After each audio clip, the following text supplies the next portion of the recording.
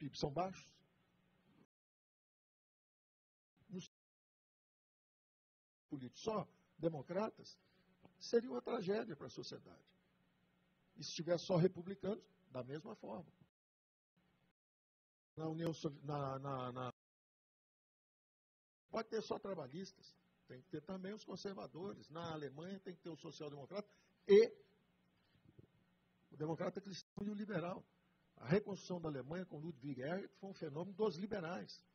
A reconstrução do Japão foram os liberais, partido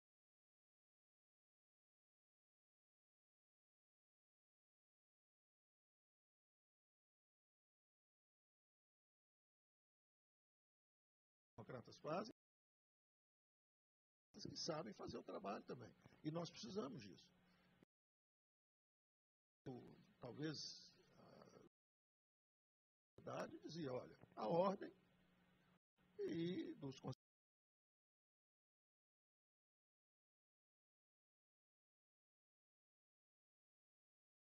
para o programa baseado nisso. Gastos públicos subiram de 18%, um pouco meados do governo militar até o final. Eu boto tudo no mesmo, do ponto de vista da manifestação do fenômeno, para mim, como percentagem do PIB. Esse é o final de governo militar, os outros dois últimos, se foram já os civis, do ponto de vista equivalente, essas despesas nunca pararam. E criaram um fenômeno constrangedor.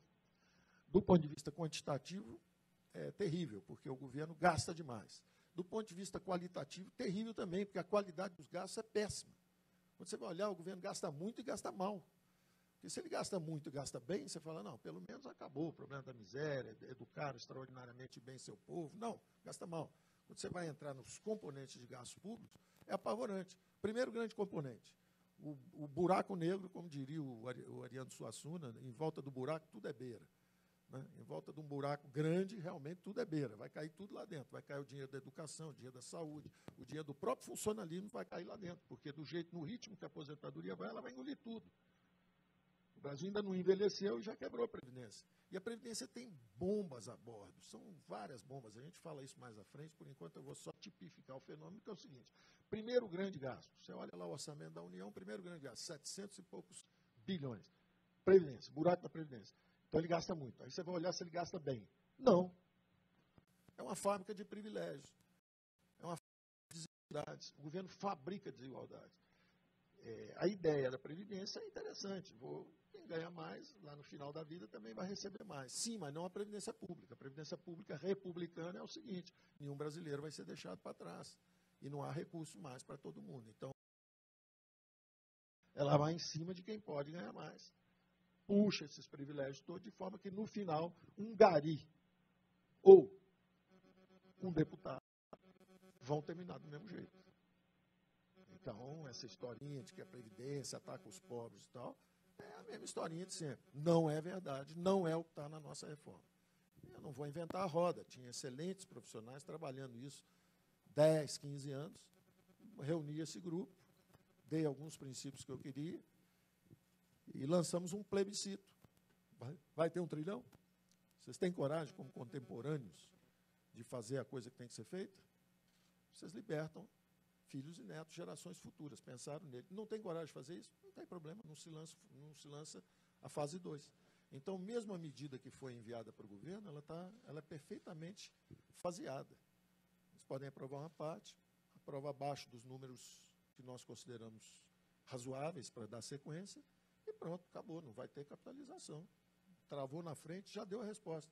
Você está mais preocupado em manter alguns grupos corporativos bem atendidos do que atender o futuro de filhos e netos e criar empregabilidade para futuras gerações, acumular capital, evitar a bomba demográfica. Tem tantas virtudes no regime de capitalização, e o único defeito possível, que é justamente o fato de dizer, mas pode ser que não dê o salário mínimo. Isso é contornável, por isso que o nosso regime, inclusive, traz lá o nocional. Se o mínimo é 1.000 e você só acumulou 700, te dá um imposto de renda negativo de 300 e acabou. Você vai levar o mínimo, a sociedade garante. Mas, pelo menos, ela levou algo para o futuro para garantir. E, no intervalo, o país cresceu extraordinariamente, que foi o que aconteceu no Chile. Cresceu 5,5%, 6%, 30 anos seguidos, 8, 9, 10 governos social-democratas ou socialistas, ninguém ousou mexer no modelo, porque era potente para fazer o país crescer. E o Chile, que era um país pobre, virou a maior renda per capita da América Latina. Então, eu vou terminar agora para não ser um... Eu vou só dizer o seguinte, nós fomos nos gastos e olhamos, primeiro, grande gasto, já que o diagnóstico é esse, que o excesso de gasto degenerou nossa própria democracia e, da mesma forma, estagnou a economia, nós temos que atacar frontalmente o problema dos gastos públicos. Primeiro, grande gasto, Previdência, reforma da Previdência. Segundo, grande gastos, juros da dívida. Inaceitável. Inaceitável. Todos os economistas brasileiros viraram banqueiros. Todo mundo virou banqueiro. É pouco banco e muito economista. E todos esses economistas viveram nos poucos bancos. O que é isso, na verdade? Aquilo é uma bomba de sucção de dinheiro. Virou o país dos rentistas. Juros na lua, 10 anos, 15 anos, 20 anos. A dinâmica é extraordinariamente negativa, destrói qualquer empresa. Não é coincidência que a prefeitura está quebrada, o governo estadual está quebrado e a federação já está com a dívida de mais de 4 trilhões. A dívida bruta já é acima de 5. Os juros compostos são um fenômeno extraordinariamente nocivo para quem deve, extraordinariamente favorável para quem é o rentista, é o credor. E nós deixamos os juros altos como se não houvesse amanhã. Como se não houvesse amanhã. Todo mundo aprendeu. Primeiro não sabia usar política monetária. Quando aprendeu, gostou. Bota o juro na lua e deixa aí 20 anos, com o dia que a inflação cai. Isso não é razoável também. Isso é falta de coordenação e de coragem política de atacar no fronte fiscal. Bom, fronte fiscal, previdência, segundo grande componente, juros. Inaceitável que o Brasil reconstrua uma Europa por ano e continue um país com pobreza. Inaceitável você deslocar todo ano 100 bilhões de dólares de um plano Marshall e achar que está tudo normal. Não está normal. Tem que corrigir a situação do balanço da União. Se um gestor de uma empresa está com problema de dívida, ou se uma família está com problema de dívida, vende 1, 2 ativos e reduz a dívida, todo mundo acha interessante. O país é igual. Nós temos que vender. O Brasil tem mais de 1 trilhão. O Brasil tem 700 mil imóveis, calculados hoje em mais de 1 trilhão em valor imobiliário. É evidente que você não vai vender isso tudo. Mas o bom que você vender, já desde o exemplo. Eu cheguei a Brasília, tem a casa aí, que era de um importante ministro anterior, era a melhor casa, porque ele era muito amigo do presidente, então depois do Palácio da Alvorada, do Jaburu, era a melhor casa em Brasília. Me ofereceram, eu falei, não, vende e mata a dívida. É simbólico. Vende os ativos, faz aí um pool, pega casas no lago, junta esse troço todo, flutua, vende para um fundo de fora, pagam, compram, reduz a dívida. Quer dizer, é simbólico. Imóvel lá em São Paulo, vocês viram, foi uma tragédia. Imóvel 100 milhões. 100 milhões por ano, a juros de 10%, que era no período, é 10 milhões por ano. Com 10 milhões você resolvia o problema do sem terra todo que estava ocupando aquele imóvel. Então, o descaso com os ativos da União, a falta de compromisso com a gestão disso, redução de desperdício, é brutal. É brutal. É algo que ofende quem está acostumado com a iniciativa privada. Então, tem que entrar e dizer, a mensagem é clara, vamos vender ativos. Principalmente porque nós estamos naquela transformação democrática de um Estado robesiano baseado em estatais, foi concebido no regime que dava ênfase para a infraestrutura, e nós estamos indo para um Estado russoniano da vontade do povo, que é saúde e educação através de estados e municípios. Então, vamos fazer o seguinte, vende esses imóveis, vendam essa participação nessas empresas estatais, reduzam a dívida, 400 bilhões, ou pelo menos estabilizem em 400, porque como a inflação é 3, 4%, se tiver 3, 4% de crescimento, 2, 3 anos, o PIB brasileiro subiu 20% e aquelas despesas ficaram paradas lá. Então, elas saíram de 4, 5% do PIB, a vida do rentista reduz para 2% do PIB, para um número menor. Então, essa é a segunda grande secretaria especial. Eu criei as secretarias especiais com esse tipo de lógica. Quer dizer, primeiro eu ataco a reforma da Previdência, secretaria especial, pega um homem experiente, como foi o Marinho, que é ex-parlamentar, circulou aí, bota time experiente embaixo, time de excelente qualidade, Rolim, o Bianco, o Siqueira, um time, a Solange, que fez o fator presidencial, um time de extraordinária qualidade. Li também os outros programas todos, diziam que era impossível a capitalização. O Armínio Fraga fez um trabalho sobre capitalização, um bom regime. Eu só não adotei o regime dele porque tem um negócio ali na frente que eu quero, que o dele não chega lá. E eu quero, não quero falar agora sobre isso, é um pouco técnico, mas no fundo eu quero uma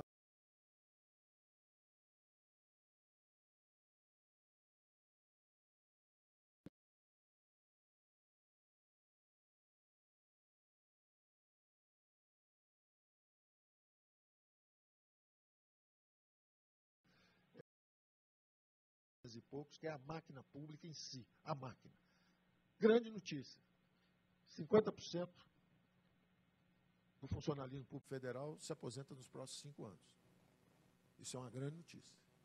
Então, o que é que nós fizemos? Primeira coisa, nessas medidas de 100 dias aí, primeira coisa, concurso público. Trava esse negócio aí. Agora nós vamos especificar o job description. Eu quero saber qual é a descrição, por que precisa, tem que preencher isso, tem que ter os atributos. Sem isso, não tem concurso público. Trava esse troço aí, que aí vai desidratar pela metade. E vamos digitalizar esse negócio todo. Então, acabou esse negócio de 8 assessoristas, 10 guarda-costas, 17. Acabou esse troço. Trava esse troço, que passam uns 4, 5 anos, metade some, desaparece, evapora por aposentadoria. A gente não repõe. Ou a gente repõe com cuidado, calibrando direitinho. Então, foi uma das primeiras coisas que nós fizemos.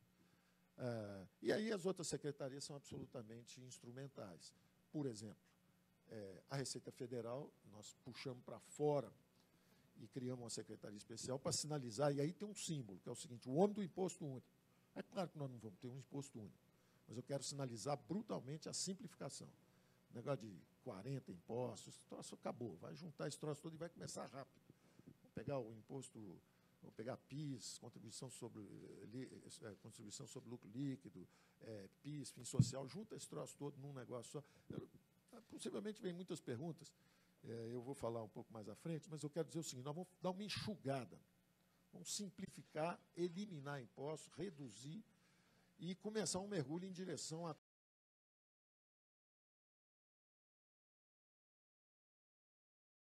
de isenções, quer dizer que o imposto está muito alto. Tem a turma que consegue, tem lobby político e cacife econômico para sair fora, é a turma da isenção, e tem a turma que não tem e vai embora para o contencioso. E sustenta uma indústria toda de advogado em torno de, já que eu devo 100 milhões, eu pago 20 para o advogado, fico 15 anos sem pagar. Então, é claramente um sinal de que as alíquotas estão fora do lugar. Se um terço prefere não pagar, consegue, com pressão política, não pagar, um terço, vamos supor, e o outro terço prefere ir para a justiça, só um terço paga, tem algo errado. Baixa a alíquota, todo mundo paga, tem menos contencioso e, ao mesmo tempo, tem menos isenções. Então, por isso precisa dessa Secretaria da Receita Federal também separada. Tem uma que é a da competitividade, que era o Ministério de Indústria e Comércio. O Ministério de Indústria e Comércio sempre foi a casa-mata do protecionismo, dos subsídios, dos favores setoriais. Foi sempre o cara que sentou em cima e não deixa o cara fazendo ou andar em outra direção. Então, faz o seguinte: bota isso tudo num saco só, junta esse negócio todo. Porque eu esqueci o sul-feminismo, mandar muito. Não, é para enxugar esse troço todo. O ideal é que ninguém saiba, eu pergunto sempre, brincando, já perguntei tantas vezes, que a essa altura já todo mundo sabe, e aqui tem muita gente especializada, nós sempre perguntamos: quem é o ministro das Finanças da França? Quem é o ministro da Fazenda da Alemanha? Quem é o ministro da Fazenda da Suíça? Aí fica todo mundo... Não sabe por quê? É desimportante. É desimportante. Agora, no Brasil, os recursos estão centralizados. Realmente, o ministro da Economia tem muito dinheiro. Se ele falar por ali, nasce um estádio para o Flamengo. Eu sou Flamengo. Se eu falar, eu gosto daqueles 2 países ali, aí surge um porto nu e surge um joint venture de 20 bilhões para fazer com a PDVSA um negócio lá em Pernambuco. Aí, se eu apontar, de repente, para um empresário que saiu num estado aqui do Centro-Oeste, ele vira o maior empresário de proteína animal do mundo em 5 ou 6 anos. Porque eu tenho a força, eu tenho a bala, eu dou 500 bi para o BNDE, o BNDE passa 10 bi para ele e ele faz chover em qualquer lugar do mundo. Está errado esse troço. Ninguém pode ter tanto poder, nem o presidente da República, nem o ministro. Está errado. O poder político é para ser limitado, em vez de concentrado e sem limites. Então, a pirâmide de recursos no Brasil é invertida. 65% está com o governo federal e 35% lá embaixo. Então, não é surpresa que você é assaltado toda hora, falta ambulância, falta grupo escolar, porque o dinheiro não está na base. Então, o que nos informa é essa visão. vamos abrir a economia, mas para abrir a economia você tem que simplificar os impostos. Então, também, só dando uma pista, e aí eu termino, tinha a nossa tarifa média em torno de 14%, para entrar no OECD e para poder ser considerado bem comportado, receber investimento de fora e estar no mesmo padrão que os demais que estão engatando suas estruturas produtivas na cadeia global, você teria que vir de 14 para 4. 10% tarifa média. Tem cara que tem 50, tem cara que tem 100, tem cara que tem 0, tem de tudo aí. Mas a tarifa média teria que cair 10%. E o Temer tinha deixado um escalonamento mais ou menos linear, 2,5%, 2,5%, 2,5%, 2,5% para 4 anos. Nós vamos fazer assim, nós vamos fazer 1% no primeiro ano, porque eu não mexi nos impostos, mal entramos, não conseguimos ainda simplificar nada, não adianta eu, numa imagem até que viralizou, um vídeo que eu fiz uns 10 anos atrás, 12, na verdade foi 2006, tem 12 anos esse vídeo, vai fazer 13 anos esse ano agora, que eu dizia, olha, o empresário brasileiro tem uma bola de ferro na perna direita, que são os juros altos, uma bola de ferro na perna esquerda, que são os impostos excessivos, um piano nas costas são os encargos trabalhistas e sociais. Não dá para você abrir, chamar um chinês e falar assim, agora corre que o chinês vai te pegar. Não vai dar certo, você vai destruir a indústria local. Então, nós temos um compromisso com a abertura, somos liberais, mas não somos idiotas. Então, nós temos que abrir num ritmo em que você simplifique extraordinariamente os impostos para ir acelerando a abertura. Então, nossa abertura, em vez de 2,5%, 2,5%, 2,5%, 2,5%, nossa abertura é 1, 2, 3 vezes a do primeiro ano e 4. Então, se um cara tiver 40%, no primeiro ano você vai e abre. Se um cara tiver 10%, no primeiro ano você abre 1, no segundo ano você abre 2, no terceiro você abre 3, no outro você 4. Você acabou levando, se fosse de 4, você ia levar de 14 para 4, mas nesse ritmo. Ou seja, competição só vai pegar mesmo no último ano de governo. Aí ela pega mesmo. Mas nós já vamos dando um sinal. Então, basicamente, o programa é esse, é um programa simples, quer dizer, tem meta para tudo. Então, por exemplo, quer dizer, é interessante o negócio da meta pelo seguinte, primeiro ano, como você não tem capacidade de atingir estruturalmente nada, você depende ainda de congresso, disso, daquilo, você não adianta você falar que a meta do meu superávit, nosso presidente aqui aprova uma medida qualquer lá, estoura o orçamento e acabou, eu não tenho o que fazer. Eu tenho que mandar os pedidos de reforma e ver se eu consigo mudar o estrutural daí para frente, o primário daí para frente. Mas o que eu vou fazer é o seguinte, o compromisso é que nós vamos levantar a caixa o suficiente para ninguém ficar em dúvida.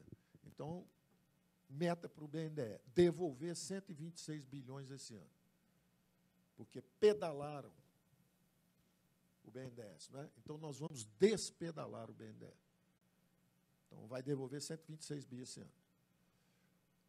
Mais 80 bi de privatizações esse ano. Já são 200 bi. Então, o déficit operacional vai ficar lá em 130, 120, não sabemos ainda. Quer dizer, isso é o que está programado pelo governo passado, porque o governo passado deixou um orçamento para esse ano. Então, o governo passado deixou um orçamento para esse ano. O que é que nós vamos fazer? Nós vamos produzir dinheiro suficiente para mostrar, ó, não estamos nem preocupados com esse troço aí. Vamos vender ativo, nós vamos superar esse troço aí. Aí, o ano que vem a gente conversa. Nós vamos fazer as reformas, a gente conversa sobre essas metas. Agora, o pau vai comer aqui. Nós vamos fazer dinheiro sair do chão aí de qualquer forma para mostrar que we mean business. Quer dizer, nós vamos fazer o ajuste, nós estamos aqui para mudar essas contas mesmo. Então, vem os 126 do BNDE, devolução, vem 80 de privatizações, são 200, vem mais 80 do que eles chamam de instrumento híbrido de crédito, que foram também alavancas para pedalaram também um pouquinho a Caixa, pedalaram também o Banco do Brasil, teve esse instrumento híbrido de crédito. Eu quero isso tudo de volta. Então, a Caixa vai vender subsidiária para me pagar, o BNDE, o Banco do Brasil vai vender subsidiária para me pagar, paguem a União. Estão devendo. Foram alavancados, fizeram pedalagem, fizeram aí tudo aí que a Miriam escreveu esses últimos anos, todo pedalagem, pedalou fiscal, fez isso, fez aquilo, bolha, né? Devolve. Estou pedindo para devolver tudo. Então, vamos gerar um caixa forte esse ano para dizer o seguinte, ó, já estamos andando e vamos mudar estruturalmente daqui para frente com as reformas. observação final que eu faria, ao contrário da minha expectativa quando cheguei aqui, porque eu esperava que essa visão fosse muito serena, que todo mundo entendesse, olha, foram vários governos de centro-esquerda, não tem problema nenhum, tem um negócio de centro-direita agora. E que houvesse serenidade de todo lado. Curiosamente, ao longo da campanha, eu falei, poxa, não vai ser tão sereno, não estão enxergando com tanta simplicidade e com tanta confiança como eu estou enxergando. Porque eu estou absolutamente confiante no nosso papel. Cada um de nós fazendo o seu papel. Eu não tenho medo de nenhum desvio em relação a isso. Nenhum desvio. Eu acho que cada um vai fazer o seu papel. Nós somos realmente uma democracia testada, flexível, abusada. Fomos abusados. Ninguém vai para 2 hiperinflações assim impunemente. Nós fomos acabar com os cavalos. Você, quando lê na história das hiperinflações, comeram tudo, comeram cachorro, comeram cavalo, comeram tudo. O Brasil é tão generoso, tão gentil, que vai para a hiperinflação dando comida para cavalo, em vez de comer os cavalos. Então, eu tenho absoluta segurança nessa dinâmica de uma sociedade aberta que somos nós. Acho que houve, durante um certo tempo,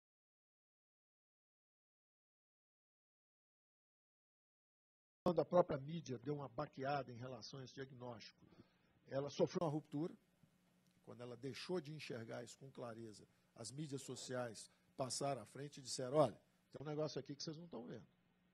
E o fenômeno aconteceu, foi a eleição de uma pessoa gastando menos de 2 milhões de reais. Existe um negócio absolutamente, isso demonstra assim, uma pujança extraordinária do sistema democrático. Dizendo, olha, toda vez que o establishment perde a decência, exemplo, em 89, quando nós fomos para a hiperinflação,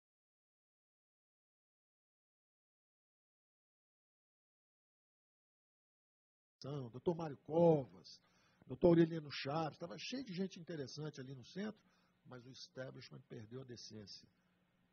Quando perde a decência, é uma hiperinflação. A regeneração vem pelas furnas. E é implacável. O establishment lambeu politicamente. Da mesma forma agora. Nós entramos num processo que o país entra em queda de 4% do PIB, corrupção generalizada, sistêmica, mensalão, petrolão. Bom, a população olhou e falou o seguinte, o establishment perdeu a decência. Ninguém do centro vence. Acabou. O pau vai comer. Do centro aí não queremos ninguém, queremos mudar o troço todo. A esquerda já estava há 30 anos, a bola caiu para o outro lado. Muito natural, muito compreensível, prova de um vigor extraordinário. Ninguém controla essa sociedade. Ela é viva. Ninguém controla.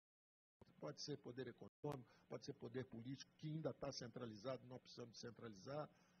Pode ser poder midiático, que é um quarto poder, um poder forte também. Ninguém é dono disso aqui. Isso aqui é um regime democrático. Então, eu digo que estou assim, absolutamente tranquilo. E eu estou dizendo o seguinte, ao contrário do que eu pensei, pelo clima da campanha, que fosse chegar aqui, que tivesse um clima assim profundo.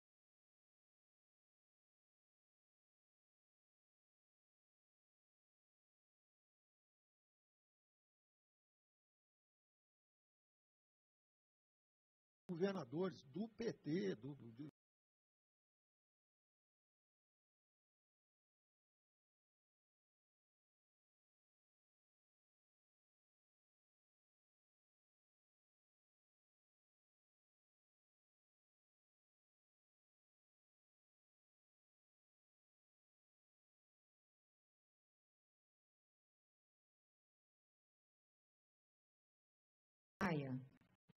um pouco da né?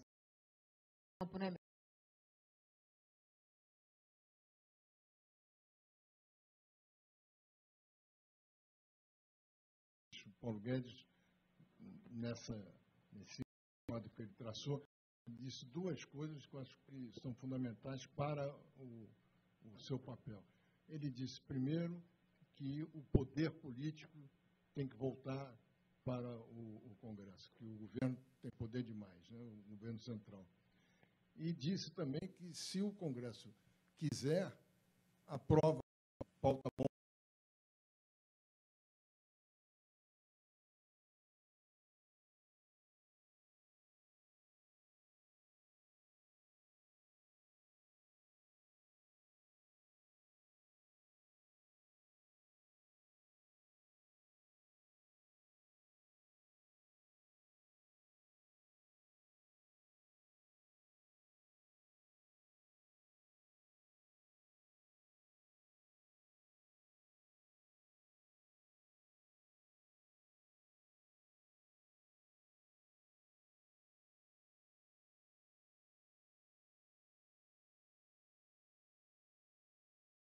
últimos anos.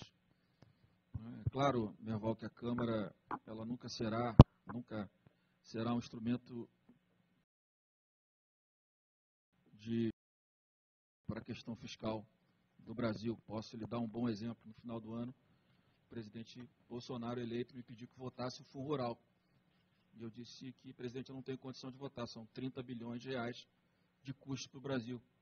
Não, mas é importante. Mas, presidente, quando o senhor assumir, o ministro Paulo Guedes vai me procurar, aí a gente dialoga para ver se vale a pena aprovar o Fundo Rural com um custo de 30, 40 bilhões de reais.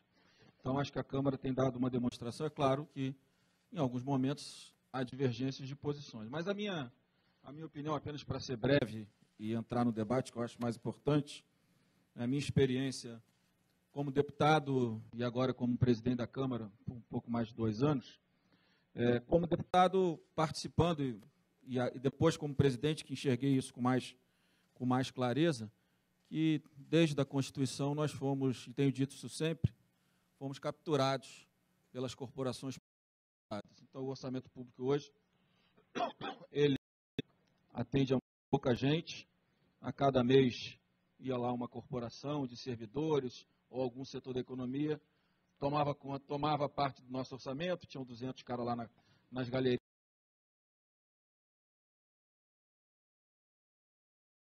Acabou gerando, com vários problemas também, de desvios, óbvio, mas acabou gerando um divórcio grande da política com a sociedade. Porque se o orçamento está capturado por poucos em detrimento de milhões, significa que a política perdeu as condições de responder às demandas da sociedade. É por isso que eu tenho defendido a necessidade da gente, antes de pensar de forma mais operacional de como a gente vai investir, a gente precisa organizar esse campo aqui, que ficou caro. A previdência é cara, o salário dos servidores públicos ficou caríssimo em relação à realidade do setor privado brasileiro, né? Não quero usar nenhuma outra referência, mas o salário é muito alto. A reforma do plano de cargos e salários do Judiciário de 2005, que colou o piso no teto, acabou com as carreiras. Ninguém tem mais estímulo de fazer carreira no setor público, porque você já chega no teto. Claro, as carreiras mais importantes, que são as que custam mais nos 3 poderes. Então, agora fica todo mundo procurando uma saída para o extrateto, a sucumbência na AGU, é a produtividade da receita, e aí vai. Aí cada um vai querendo criar uma solução extrateto, porque como a gente vive de desafios, de motivação para realizar, se você já está no teto, você tem que criar algo diferente. Então, eu digo até que nós estamos fazendo esse estudo na Câmara, e na Câmara o salário médio é 30 mil reais de servidores públicos. Se não tivesse um deputado, ia custar 4 bilhões de reais do mesmo jeito. Então, tem que ter carreira, não pode um consultor com toda a competência que eles têm, tem alguns trabalhando com o senhor, ministro, mas não pode sair pagando 31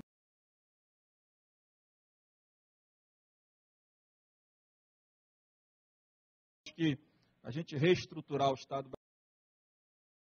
Então, a reforma da Previdência é o mais caro, é óbvio que viabiliza o Estado, a gente sabe quanto custa, não preciso aqui ensinar para ninguém. Eu acho que a reforma do Estado nos 3 poderes é fundamental. Os 3 poderes hoje têm uma função gratificada, legislativo, federal, judiciário, esses 2 com certeza. O executivo não deve ser muito diferente, mas nesses 2 com certeza é uma gratificação para cada 2 funcionários. Então, quer dizer, é gratificação como estímulo ao trabalho, não é uma gratificação para que você tenha uma estrutura administrativa que melhore a capacidade de trabalho dos nossos poderes. Então, acho que é fundamental que a gente tenha coragem de enfrentar os nossos incentivos. A gente criou agora uma comissão na Câmara para que a gente possa estudar direitinho. Os 80 bilhões do Simples estão corretos, estão errados, são aplicados de forma certa, não são. Lá os 24 bi da Zona Franca de Manaus, ou os 20 e pouco bi da cesta básica, né? Será que a gente está aplicando de forma correta? Ou o Bernardo Api disse semana passada que era mais barato botar o dinheiro do incentivo da cesta básica no Bolsa Família, o dinheiro chegava com mais valor para o cidadão do que a gente continuar incentivando a cesta básica. Então, eu acho que essas questões, que tanto o Executivo como o Legislativo juntos precisam trabalhar com coragem. E eu digo mais a política, porque a política é que foi sendo, né, rechaçada pela sociedade. E ela precisa voltar a cumprir o papel. Agora nós temos desafios. O Supremo também atrapalhou em alguns momentos. Né, a liminar do regime jurídico único, as liminares que inviabilizam de vivendo nos últimos anos. A gente precisa compreender que essa, quando ele vai amarrando e fortalecendo as corporações públicas. Então, acho que são desafios. Eu estava num evento de sexta com o Paulo, eu fiquei vendo uma ótima apresentação sobre educação. E eu pergunto, Miriam, o sistema de Sobral deu certo? E por que a gente não consegue aplicar Sobral para o resto do Brasil? Por que a gente, gastando muito em educação proporcional em relação ao resto dos países, um sistema que já deu certo, a gente não consegue replicá-lo para os outros municípios brasileiros? Tem alguma coisa errada. Na saúde vai ser a mesma coisa. Certamente alguns municípios estão funcionando, mas o sistema como um todo está falido, porque os estados estão falidos, os municípios estão falidos, e a União está caminhando, só não faliu ainda, porque pode emitir dívida, moeda. Mas só para encerrar, eu acho que a experiência mais importante, acho que esse é o grande desafio, ministro, da gente, em conjunto, de todos nós. Nesses 2 anos, a cada 3 meses aparece lá um grupo de prefeitos ou governadores. E a gente sempre aprova um projeto de lei, resolve o fluxo de caixa de curto prazo, vai todo mundo para casa, e as reformas estruturais que atendem, que são fundamentais para estados e municípios também, são deixadas de lado. Então, eu acho que está na hora de a gente fazer um grande debate sob a sua liderança no Executivo, conosco no Legislativo, comigo, com o Davi, com os líderes, junto com os governadores e prefeitos, é compreender a sua boa vontade de entender que precisa inverter a curva de gasto, de aplicação de recursos, concentrando mais, voltando a concentrar estados e municípios, como é que é a regra de votação disso. Porque se nós formos o dinheiro da Lei Candir, alguma coisa que se possa fazer, que a gente está dialogando, a questão dos precatórios, questão da dívida ativa, se a gente fizer tudo isso, antes de construir um grande acordo também com a Previdência, não é separado, mas junto, nós vamos entregar tudo, vai todo mundo lá para os seus estados e municípios, todo mundo sobrevive mais 1 ano, 1 ano e meio, e daqui a pouco volta todo mundo. Só que daqui a pouco a capacidade do Estado, da União, que já é pequena, vai ficar impossível. Então, acho que a gente precisa ter a coragem de chamar todo mundo na mesa, colocar os números, falar, ou vai todo mundo ajudar, do PT ao PP, ou quem vai pagar a conta é a sociedade e, mais uma vez, a política divorciada dos interesses do cidadão brasileiro.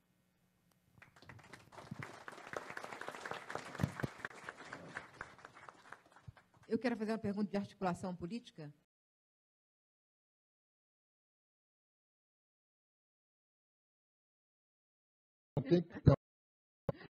Porque sem articulação política não tem programa econômico, né? Esse aqui é o ponto principal.